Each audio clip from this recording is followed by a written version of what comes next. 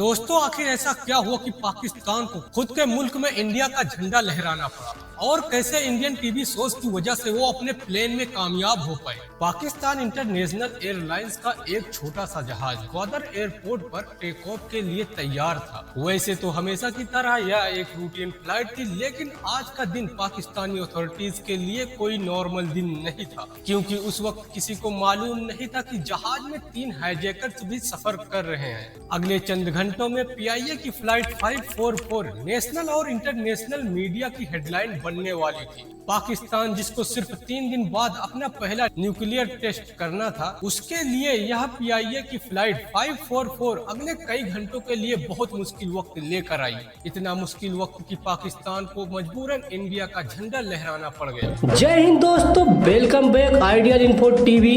दोस्तों, यह 25 मई 1998 की शाम थी। पाकिस्तानी इंटरनेशनल एयरलाइंस या पीआईए की फ्लाइट 544 बलूचिस्तान के शहर तुर्बत से टेक ऑफ हुई और ग्वादर इंटरनेशनल एयरपोर्ट पर लैंड हुई। यह पीआईए का फोकर F-27 एयरक्राफ्ट था, जिसका ग्वादर एयरपोर्ट पर सिर्फ 20 मिनट का स्टॉप था।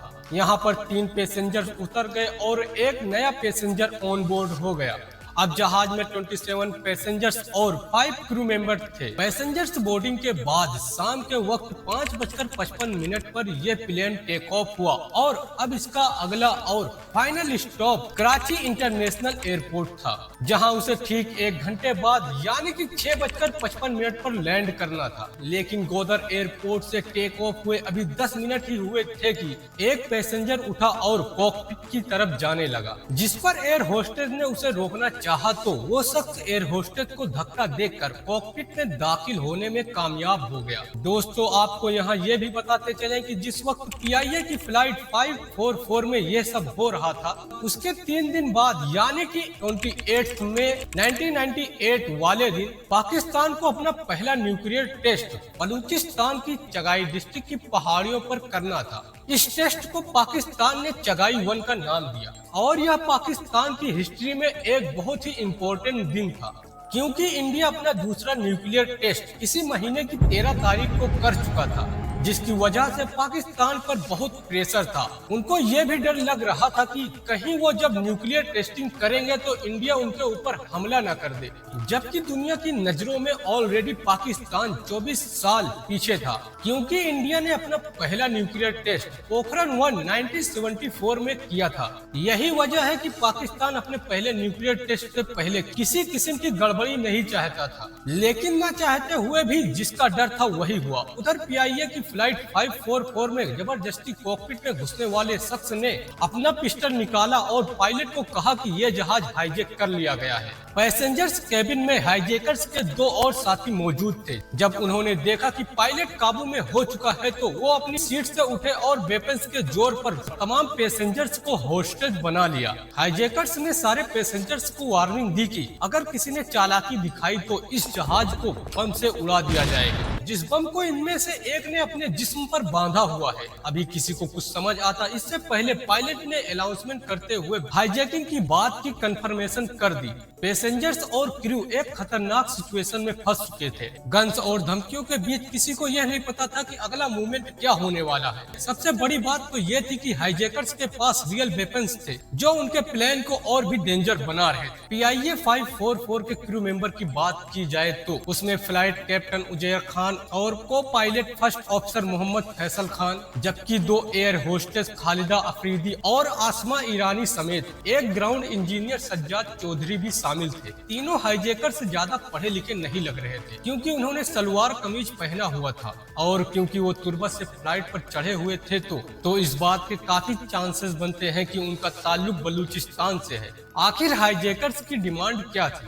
बलूचिस्तान पाकिस्तान के साउथ में मौजूद पाकिस्तान का सबसे बड़ा प्रांत है। ब्रिटिश इंडिया के दौर में यहाँ के कुछ कबीले अपना अलग मुल्क चाहते थे, लेकिन 1947 में जब इंडिया और पाकिस्तान का पार्टीशन हो गया तो तो बलूचिस्तान को पाकिस्तान का प्रांत डिक्लेयर कर दिया गया। तब से लेकर बलूचिस्तान के कुछ कबीले पाकिस्तानी गवर्नमेंट के खिलाफ है और पाकिस्तान का बलूचिस्तान के नेचुरल रिसोर्सेज को इस्तेमाल करना इनको अच्छा नहीं लगता। 28 में 1998 को अपना पहला न्यूक्लियर टेस्ट पाकिस्तान को बलूचिस्तान की जगाई डिस्ट्रिक्ट में ही करना था। रिपोर्ट के मुताबिक यहाँ के लोकल लोगों को खतरा था कि अगर न्यूक्लियर टेस्टिंग इस एरिया में की गई तो उनको इसके बहुत ही खतरनाक नतीजे का सामना करना पड़ेगा। बस इसी कॉन्फ्लिक्ट को लेकर बलोच के लोगों की और अपनी आवाज उठाने के लिए उन्होंने न्यूक्लियर टेस्टिंग से 3 दिन पहले इस फ्लाइट को हाईजैक कर लिया। उधर कॉकपिट में मौजूद हाईजैकर ने कैप्टन उजैर खान से डिमांड की कि प्लेन को कराची की बजाय सीधा इंडिया की कैपिटल न्यू दिल्ली ले जाया जाए। दोस्तों, आखिर हाईजैकर्स ने यह डिमांड क्यों की थी? ऐसा माना जाता है कि शायद इंडिया में लैंड करके उनको पूरी दुनिया की अटेंशन अपनी तरफ लानी थी। शायद उनका ख्याल था कि अगर हम पाकिस्तानी गवर्नमेंट के खिलाफ हैं तो इंडिया में हमें सॉफ्ट कॉर्नर मिल जाएगा, क्योंकि ऐसा ही एक वाकया इससे 5 साल पहले 1993 में हो चुका था, जब इंडियन एयरलाइंस की फ्लाइट 439 दिल्ली से मद्रास की तरफ जा रही थी। तब उसको एक सिख ट्रक ड्राइवर ने अकेले ही हाईजैक कर लिया था। उसने पायलट से जहाज को पाकिस्तान के लाहौर इंटरनेशनल एयरपोर्ट पर ले जाने की डिमांड की थी, लेकिन परमिशन न मिलने पर जहाज को अमृतसर में ही लैंड करवाना पड़ा, जहां हाईजैकर ने मीडिया के सामने प्रेस कॉन्फ्रेंस करने के बाद खुद को सरेंडर कर दिया। शायद बलोच हाईजैकर्स का भी ऐसा ही कोई प्लान था। फ्लाइट 544 के कैप्टन ने बंदूक की नोक के जोर पर जहाज की डायरेक्शन को इंडिया की तरफ कर दी और अनाउंसमेंट कर पैसेंजर्स को भी बता दिया कि हम इंडिया के शहर न्यू दिल्ली में लैंड करेंगे। लेकिन हाईजैकर्स को ये मालूम नहीं था कि कैप्टन ने सीक्रेटली एयरक्राफ्ट का ट्रांसपोंडर हाईजैकिंग मोड पर कर दिया था, जिससे ग्राउंड पर ट्रैफिक कंट्रोलर को यह सिग्नल मिल चुका था कि यह जहाज हाईजैक हो चुका है। मैंने उसको बताने की कोशिश की, ये उसने कुछ नहीं सुना बल्कि मुझे प्रेस करता रहा। तो इतने में पीछे कोई आवाज आई, जैसे ही उसे पीछे देखा ना तो मैंने एक स्कॉक होता है हाईजैकिंग का जो रेडार पे ब्लिंक होता है कि ये जहाज हाईजैक हो गया है, वो मैंने स्कॉक लगा दी थी जल्दी में। पीआईए की फ्लाइट 544 अब कराची को क्रॉस करते हुए इंडियन बॉर्डर की तरफ बढ़ रही थी। बस यहीं से पायलट ने फ्लाइट को 1 डिग्री ही टर्न करना शुरू कर दिया, क्योंकि उस वक्त पाकिस्तान और इंडिया के बीच आए दिन कुछ न कुछ मसला शुरू रहता था, जिसकी वजह से पायलट को लग रहा था कि अगर हम इंडिया गए तो वैसे भी मार दिए जाएंगे।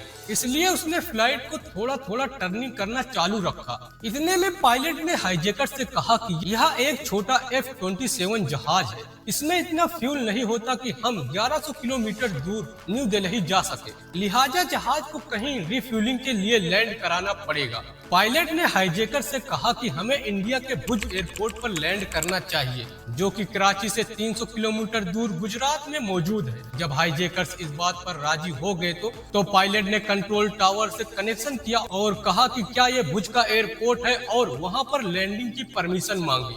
यहाँ पर पायलट उजैर खान ने चालाकी दिखाई थी और असल में उन्होंने भुज एयरपोर्ट को नहीं बल्कि पाकिस्तान के ही हैदराबाद एयरपोर्ट को कॉल मिलाई थी। पूरे पाकिस्तान के एयरपोर्ट्स पर पहले से ही इंफॉर्मेशन पहुंच चुकी थी कि फ्लाइट 544 हाईजैक हो चुका है, जिसकी वजह से हैदराबाद का कंट्रोल टावर भी पहले से ही अलर्ट था। आगे से हैदराबाद की एयरपोर्ट अथॉरिटीज ने भी खुद को भुज एयरपोर्ट बताते हुए कैप्टन को लैंडिंग की परमिशन दे दी।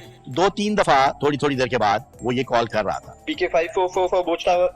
मैंने वो उठाया वायरलेस और मैंने उसको कहा कि 554 दिस इज भुज टावर। इस वक्त रात का वक्त हो चुका था और पूरे हैदराबाद में इमरजेंसी डिक्लेयर कर दी गई थी कि एक जहाज हाईजैक हो चुका है, जो कुछ ही देर में हैदराबाद एयरपोर्ट पर लैंड करेगा। और सबसे बड़ा मसला यह है कि हाईजैकर्स अभी भी इस एयरपोर्ट को भुज एयरपोर्ट समझ रहे थे। एयरपोर्ट के अथॉरिटीज को कहा गया कि वो जल्द से सारे निशानात मिटा दे जिससे एयरपोर्ट की पहचान होती है। एयरपोर्ट अथॉरिटीज ने टर्मिनल बिल्डिंग पर लिखा हुआ हैदराबाद का नाम छुपा दिया। पूरे एयरपोर्ट से साइन बोर्ड हटा दिए गए, एयरपोर्ट की सारी लाइटें बंद कर दी गई और यहाँ तक कि बिल्डिंग पर लगे हुए पाकिस्तान का झंडा हटाकर इंडिया का झंडा फहरा दिया गया। इसके अलावा लोकल एडमिनिस्ट्रेशन से मिलकर सारे हैदराबाद सिटी को ब्लैक आउट करा दिया गया, ताकि लैंडिंग के वक्त हाईजैकर्स हैदराबाद का कोई खास निशान पहचान न सके। रेंजर्स और पुलिस की गाड़ियां एयरपोर्ट पर ही अपनी लाइटें बंद कर खड़ी हो गई। लेकिन यह सब इतनी अचानक से हुआ कि किसी को अगला प्लान ऑफ एक्शन मालूम ही नहीं था। रात के वक्त PK 544 ने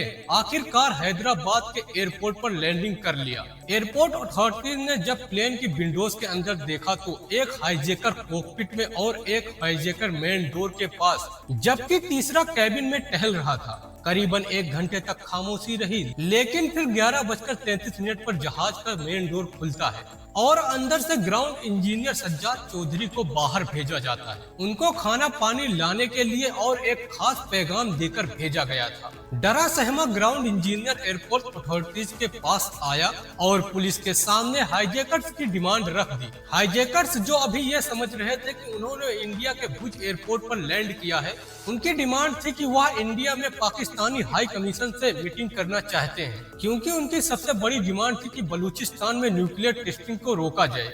वहीं दूसरी तरफ पुलिस को इंफॉर्मेशन दी गई कि पाकिस्तानी आर्मी के कमांडोज की एक टुकड़ी इस्लामाबाद से अभी आ रही है। तब तक वो हाईजैकर्स को किसी न किसी बातों में उलझाए रखे। फिर पुलिस ने खुद को इंडियन जाहिर करते हुए हाईजैकर्स से इंटरेक्शन करने का फैसला किया। Senior superintendent of police Akhtar Gorchani ने अपना नाम मनोज कुमार रखा। एसएसपी उस्मान अनवर रामचंद्र बने और डिप्टी कमिश्नर सुहेल शाह ने अपना नाम गोपी चंद्र रखा। उस वक्त उनको जो नाम समझ में आया उन्होंने रख लिया और हिम्मत करके वो प्लेन के करीब गए। उन्होंने हाईजैकर्स और पैसेंजर्स को खाना और पानी दिया और उनसे बड़े ही फ्रेंडली अंदाज में मिले। एसएसपी अख्तर गोरचानी हिंदी लैंग्वेज को बड़े अच्छे से जानते थे, क्योंकि उस जमाने में हिंदुस्तान की डिश आ गई थी, स्टार प्लस कहते थे उसको। उसके ऊपर हिंदी ड्रामे आया करते थे, तो वो थोड़ी बहुत आ जाती थी जबान। उस जमाने में ये बाकी चैनल्स तो नहीं आते थे, जी टीवी आता था। तो वो जी टीवी के ड्रामे देख देख कर जो हिंदी के कुछ लफ्ज आते थे, हम वो लफ्ज हिंदी के उनके बोल रहे थे, उनको यकीन दिलाने के लिए कि जी हम इंडियन ही हैं। मतलब कि इंडियन ड्रामों की वजह से वो हाईजैकर्स को आसानी से समझा पा रहे थे और उन्होंने उनको बिल्कुल भी शक होने नहीं दिया। पुलिस ऑफिसर्स ने हाईजैकर्स के बीच कई घंटे गुजारे और अब उनके बीच में ट्रस्ट का लेवल बढ़ चुका था। हाईजैकर्स को बताया गया कि पाकिस्तान के हाई कमिश्नर अभी न्यू दिल्ली से निकले हैं और उनको यहाँ पहुँचने में थोड़ा वक्त लगेगा, जबकि असल में वो पाकिस्तानी आर्मी के कमांडोज की वेट कर रहे थे। एसएसपी ने अपने इंटरव्यू में बताया कि सुबह होने में सिर्फ 2 घंटे बचे थे, लेकिन अभी तक पाकिस्तानी आर्मी के कमांडोज की टुकड़ी का कोई अता पता नहीं था। अब मैं उनको बार बार कह रहा हूँ कि यार अब कमांडोज किस वक्त आएंगे, ये कोई हद हो गई है। मतलब 5 घंटे गुजर गए हैं, अब थोड़ी देर में घंटे 2 बाद यहाँ फजर की अज़ानें शुरू हो रही। लिहाजा हाईजैकर्स के साथ जब ट्रस्ट लेवल बढ़ गया तो उन्होंने कहा कि आप न इन महिलाओं और बच्चों को प्लेन से बाहर निकाल कर खुली हवा में बैठने दो, क्योंकि अंदर बहुत गर्मी है। पहले तो वो इस बात से इनकार कर रहे थे, लेकिन जब उन्हें बहुत समझाया गया तो उन्होंने उन महिलाओं और बच्चों को बाहर आने दिया और उनको सेफली सिक्योर एरिया में शिफ्ट कर दिया गया। उसके बाद दोनों पुलिस ऑफिसर और डिप्टी कमिश्नर ने खुद ही एक्शन करने का फैसला किया। मौका देखकर तीनों ने एक साथ हाईजैकर्स पर झपटा मारा और उनको काबू करते हुए उनसे वेपन्स छीन लिए। बाद में मालूम पड़ा कि उनके पास कोई बम भी नहीं था। तीनों हाईजैकर्स का नाम शाह सवार बलोच, साबिर बलोच और साबिर रिंद बताया गया, जबकि वह प्लेन में जमाल हुसैन, अनवर हुसैन और गुलाम हुसैन के नाम से ट्रेवल कर रहे थे। इस पूरे क्लाइमेक्स में कोई कैजुअलिटी नहीं हुई और तमाम पैसेंजर्स को सेफली उसी जहाज में दोबारा से कराची रवाना कर दिया गया। हाईजैकर्स को अरेस्ट करने के बाद उन्हें पुलिस और मिलिट्री की कस्टडी में डाल दिया गया और उनकी लीगल इन्वेस्टिगेशन शुरू कर दी गई। पीआईए की फ्लाइट 544 की हाईजैकिंग का एंड एक टर्निंग पॉइंट था, जो कि न सिर्फ हाईजैकर्स के लिए बल्कि पूरे पाकिस्तान और दुनिया के लिए एक वार्निंग सिग्नल था।